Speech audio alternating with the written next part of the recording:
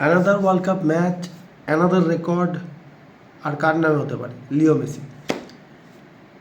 All time world কাপের top স্কোরারের যে রেকর্ডটা লাস্ট দিন ইকুয়াল করে ফেলেছিল, আজকে সেটাও ভেঙে গেছে উইথ 2 more গোলস। আর্জেন্টিনা এই বিশ্বকাপে এখন অবধি 5টা গোল করেছে। Guess what? এই 5টা গোল একজনেরই নামে, লিও মেসি। লাস্ট ওয়ার্ল্ড কাপের থেকে, বিলিভ করুন, লাস্ট ওয়ার্ল্ড কাপের থেকে এই ওয়ার্ল্ড কাপে মেসিকে এখন অবধি বেশি ভয়ঙ্কর লাগছে। দেখুন, লাস্ট ওয়ার্ল্ড কাপের আজকে আমি যেভাবে যতটা খুঁটিয়ে খেলাটা দেখলাম, আমি আলজেরিয়া ম্যাচের দিন অতটা ডিপলি মানে ওই কম্বিনেশান ট্যাকটিক্স এগুলোকে মাপার জন্য এইভাবে আমি খেলাটা দেখিনি, কিন্তু আজকের ম্যাচটা দেখছিলাম। তার কারণ উল্টো দিকে রালফ রাগনিকের অস্ট্রিয়া কিন্তু ট্যাকটিক্যালি অতটা খারাপ ছিল না। এক্সজি ওয়াইজ, গোলে শট নেওয়া ওয়াইজ সব কিছুতে আর্জেন্টিনা এগিয়ে। কিন্তু যদি দেখেন কাউন্টার্সগুলো, যতবার অস্ট্রিয়া বল পেয়েছে ততবার ওরা যেভাবে নিখুঁত পাসিংয়ে এগোচ্ছিল না, it was like a well drilled team, যেখানে প্রত্যেকটা মুভ দেখে মনে হচ্ছিল কি ওয়েল ড্রিলড। আর আর্জেন্টিনা কেন এই বিশ্বকাপে ভয়ঙ্কর, তার একটা বড় রিজন হচ্ছে আর্জেন্টিনার অ্যাডাপ্টেবিলিটি। যদি লাস্ট ওয়ার্ল্ড কাপ মনে করে থাকেন, লাস্ট ওয়ার্ল্ড কাপে একটা ম্যাচ যেটা এপিক অল টাইম গ্রেট ম্যাচের মধ্যে পড়ে গেছে, সেটা হচ্ছে আর্জেন্টিনা ভার্সেস নেদারল্যান্ডস। খুব ভালো করে মনে করুন, দেখুন লাস্ট ইয়ারের নেদারল্যান্ডস টিমটা লুই ভ্যানগাল ম্যানেজার ছিল। লুই ভ্যানগালের আন্ডারে যে নেদারল্যান্ডস টিমটা খেলেছিল না, ওরা 5 ম্যান ডিফেন্স খেলতে অভ্যস্ত ছিল। গোটা টুর্নামেন্টে, ওই ম্যাচটার আগে অবধি গোটা টুর্নামেন্টে Argentina was playing with a 4-3-3। In match change করে 4-4-2 হতো, কখনো 4-5-1-এ চলে যেত, কখনো 4-1-4-1-এ চলে যেত, বাট 4 ম্যান ডিফেন্সটা অলওয়েজ মেনটেন করতো। অনলি ওই ম্যাচটাতে to counter Netherlands, Argentina start করেছিল 5 ম্যান ডিফেন্স দিয়ে, জাস্ট টু কাউন্টার নেদারল্যান্ডস। আর এইটা আর্জেন্টিনার সব থেকে বড়, আর্জেন্টিনার এই ম্যানেজারটা এটা সব থেকে বড় একটা দিক, অ্যাডাপ্টেবিলিটি। অপোনেন্ট ওয়াইজ, অপোনেন্টের খেলা হিসাবে অ্যাডাপ্ট করা। আজকের ম্যাচটা যদি দেখেন, it was a brilliant tactical master class from Scaloni. Ralf রাগনিকের অস্ট্রিয়া আমরা যেটা এর আগেও দেখেছি, যতবার দেখেছি, ইউরোতে বলুন, ওয়ার্ল্ড কাপের যে কোয়ালিফায়ার্সে বলুন, ওরা খুব ক্লিনিক্যাল ফুটবল খেলে, ছোট পাস, কারণ টিমে উইঙ্গার বেশি নেই, টিমে খুব মানে স্পিড স্টার, 1 ভার্সেস 1 ওই আপনার ড্রিবল করে বেরিয়ে যাবে এরকম প্লেয়ার বেশি না থাকার কারণে ট্যাকটিক্সটা ম্যাক্সিমাম ঘরে হচ্ছে ছোটো পাস, যতটা সম্ভব কাছাকাছি খেলা, যাতে অপোনেন্ট কাউন্টার করতে গেলে খুব ইমিডিয়েটলি যাতে পুরো বিষয়টাকে মেক আপ করা যায়। অস্ট্রেলিয়া এইভাবে খেলাটাকে তৈরি করে, আজকেও তারা সেটাই চেষ্টা করছিল। আর যখন ইনিশিয়াল ফার্স্ট হাফে যখন মেসি পেনাল্টিটা মিস করার পর অস্ট্রিয়া একটা অ্যাটাক তৈরি করে ফেলেছিল, আফটার মেসি ফার্স্ট গোলটা করলো, দেন অস্ট্রিয়া আবার যখন একটা অ্যাটাক তৈরি করছিল, সেই মোমেন্ট থেকে আর্জেন্টিনার যে ট্যাকটিক্যাল একটা অ্যাডাপ্টেবিলিটি তৈরি হলো না, আজকে যেটা আর্জেন্টিনা করে দেখালো। আজকে আর্জেন্টিনা কিন্তু টিপিক্যাল হাই লাইন মেনটেন করেনি, টিপিক্যাল প্রেস করছিল বাট সেটা মিডল ব্লক থেকে। আগের দিন আলজেরিয়ার দিন কিন্তু আর্জেন্টিনা প্রেস করছিল হাই লাইন থেকে, সেই জন্য অ্যাটাকিং থার্ডে অনেক বেশি বল রিকভার করছিল, ইমিডিয়েট অ্যাটাক। আজকে সেটা খুব কম হয়েছে, কারণ তারা বুঝতে পারছিল যে অস্ট্রিয়া খুঁজছে সেই ছোটো ছোটো পকেটগুলো।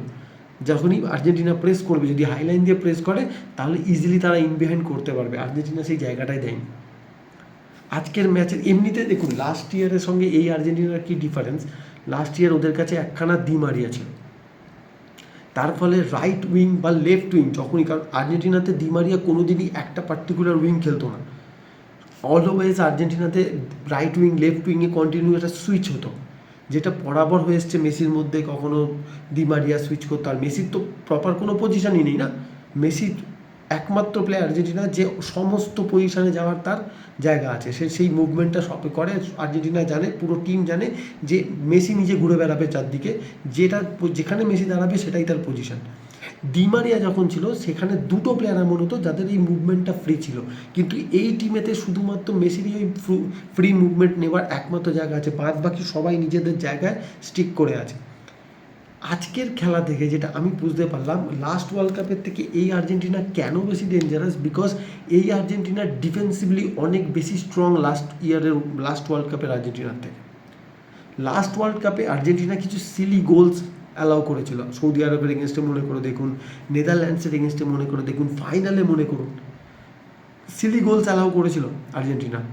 এই ওয়ার্ল্ড কাপে তারা করছে না, কারণ তারা জানে এই আরেকটা যে বিষয়টা আমি মানে মিস করে গেলাম বলা, লাস্ট ওয়ার্ল্ড কাপের থেকে এই ওয়ার্ল্ড কাপে মেসি আরও অনেক বেশি অ্যাডভান্স অ্যাটাকিং এরিয়াতে খেলছে। কিন্তু last year Julian Alvarez, Lautaro Martinez আর ডি মারিয়া এরা মেনলি অ্যাটাকিং থার্ডে ছিল। মেসি অনেকটা ডিপ থেকে একটা প্লে মেকারের রোল নিচ্ছিল প্রতিবার।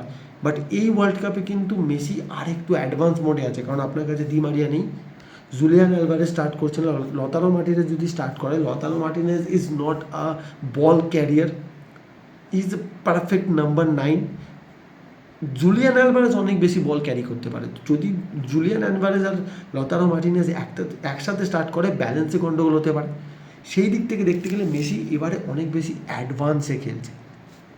আর বিকজ আপনার কাছে একটা ডি মারিয়া নামের যন্ত্র নেই, হ্যাঁ যন্ত্র এই জন্য বললাম, আপ ডাউন কন্টিনিউ করতে থাকতো।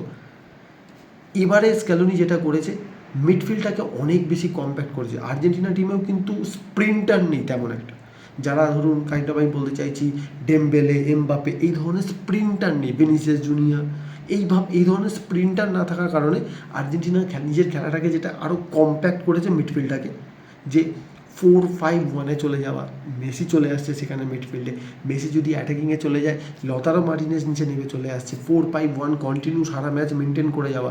দেন কখনো কখনো সেটা যখন আর্জেন্টিনা অ্যাটাক করছে, আর্জেন্টিনার অ্যাটাকটা হচ্ছে 4-2-4 দিয়ে, তখন রদ্রিগো দি পল রাইট উইঙ্গে, কল্পনাই করা যায় না যে রদ্রিগো দি পল রাইট উইঙ্গে চলে যাচ্ছে। ম্যাক অ্যালিস্টার মিডফিল্ডটাকে যেভাবে কম্প্যাক্ট করে রেখেছে, আমি ভাই এই একটা ট্যাকটিক্যাল অ্যাডাপ্টেবিলিটির কারণে আমি চাই স্ক্যালোনির মতো ম্যানেজার ক্লাব ফুটবলে অবশ্যই আসুক, কোনো বড় ক্লাবে, কারণ ও যে ট্যাকটিক্যাল মাস্টার ক্লাস প্রত্যেকটা ম্যাচে দিয়ে যাচ্ছে। কারণ লিও মেসি আজকে যে কাজটা করেছে, ভাই লিও মেসি সব ম্যাচে এটা করবে। লিও মেসির এক একটা মুভ দেখে মনে হচ্ছিল প্রাইম মেসিকে দেখছি আমরা। আজকে একটা টাইমে আপনাদের খেয়াল আছে কিনা মনে নেই, 3টে অস্ট্রিয়ার প্লেয়ারকে জাস্ট একটা রাউন্ডে মেসি ঘুরিয়ে নিয়েছিল, 3টে অস্ট্রিয়ার প্লেয়ারকে। তো ভাই মেসি নিজের কেরিয়ারের শেষে নেই, মেসি প্রাইমে ফিরে এসছে আবার হঠাৎ। আজকে মেসি যে খেলাটা খেলছিল, he was far better than Algeria, কারণ যে মুভগুলো তৈরি হচ্ছিল। মেসির তো আজকেও হ্যাট্রিক ছিল, পেনাল্টিটা মিস না করলে আজকেও হ্যাট্রিক। দেন আরেকটা 1-1 মিস করেছে মেসি, মানে আজকে 3-4 গোল হয়ে যেতে পারতো। বাট এইখানে একটা নেগেটিভ দিকও আছে। নেগেটিভ দিকটা একটাই, আপনারা খেয়াল করে দেখবেন যে কটা অ্যাটাকিং মুভেতে মেসি ইনভলভ ছিল, সেই কটা অ্যাটাকিং মুভকে দেখে একটা থ্রেটনিং সিচুয়েশন দেখে লাগছিল। বাট যে কটা অ্যাটাকিং মুভেতে মেসি ইনভলভ হয়নি, আর্জেন্টিনাকে দেখে ওই রকম লাগেনি যে আর্জেন্টিনা উইদাউট মেসি কোনো প্রপার অ্যাটাককে গোল লাইন বা ফাইনাল থার্ড অবধি নিয়ে যেতে পারবে, যেটা লাস্ট ইয়ার হচ্ছিল। মেসি ইনভলভ না হলেও ডি মারিয়া ইনভলভ হচ্ছিল, জুলিয়ান আলভারেজ ইনভলভ হচ্ছিল অনেক বেশি করে। এবারে কিন্তু মেসি ইনভলভ না হলে অন্য কোনো অপশান থেকে অ্যাটাকিং সিচুয়েশান তৈরি হলেও সেটা যাচ্ছে না ফাইনাল থার্ড অবধি। তো this is the only negative side যেটা এখনও অবধি আমি বুঝতে পারলাম। Otherwise everything is positive and positive. Argentina তাদের টাইটেল ধরে রাখার জন্য যা যা করার অলরেডি 2টো ম্যাচে করে ফেলেছে। তারা প্রথম ম্যাচে দেখিয়ে দিয়েছে অ্যাটাকিং ব্রিলিয়েন্স, এই ম্যাচে দেখিয়ে দিয়েছে ডিফেন্সিভ ব্রিলিয়েন্স। এই আর্জেন্টাইন টিমকে হারানো লাস্ট ওয়ার্ল্ড কাপের থেকেও ডিফিকাল্ট মনে হচ্ছে আমার। আমি জানি না কোন বড় টিমের সাথে তারা পড়বে, বাট আবারও বলছি, এই আর্জেন্টিনার সব থেকে বড় যে জায়গাটা সেটা হচ্ছে তাদের অ্যাডাপ্টেবিলিটি। যদি ফ্রান্স, পর্তুগাল বা এমন কোনো টিম পড়ে যায়, স্পেন, যারা অনেক স্ট্রেট ফরওয়ার্ড স্পিড আছে, তাদের এগেনস্টও এই আর্জেন্টিনা অ্যাডাপ্ট করতে পারবে। কারণ আজকে আমি যেটা দেখলাম, তারপর আমার তাই মনে হচ্ছে।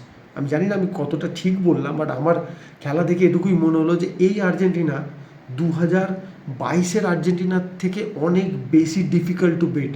কারণ প্রথম এরা এক্সপিরিয়েন্স গ্যাদার করে নিয়েছে একটা বড় ট্রফি জেতা, অ্যান্ড অ্যাডাপ্টেবিলিটির চূড়ান্ত জায়গায় পৌঁছে গেছে ভাই। যে কোনো অপোনেন্ট মানে কাইন্ড অফ বলতে পারেন যে পাত্রে রাখা হয় ওই তরলের মতো জলের মতো, যে পাত্রে রাখা হবে সেই পাত্রে রাখা নিয়ে নেয়। আর্জেন্টিনাকে আপনি যেরকম অপোনেন্টের এগেনস্টে ফেলবেন তারা কিন্তু সেরকম শেপ নিয়ে নিচ্ছে। যদি হাই প্রেস করতে হয় করে দেবে, যদি লো ব্লক খেলতে হয় খেলে দেবে। তো যতক্ষণ এই ভিডিওটা আসবে ততক্ষণে আই থিঙ্ক ফ্রান্সের খেলা কমপ্লিট হয়ে যাবে, ততক্ষণে নরওয়ের খেলাও কমপ্লিট হয়ে যাবে। তো পরের ভিডিওতে দেখা হচ্ছে, আজকের মতো এটুকুই। থ্যাংক ইউ গাইজ, ভালো থাকবেন সবাই।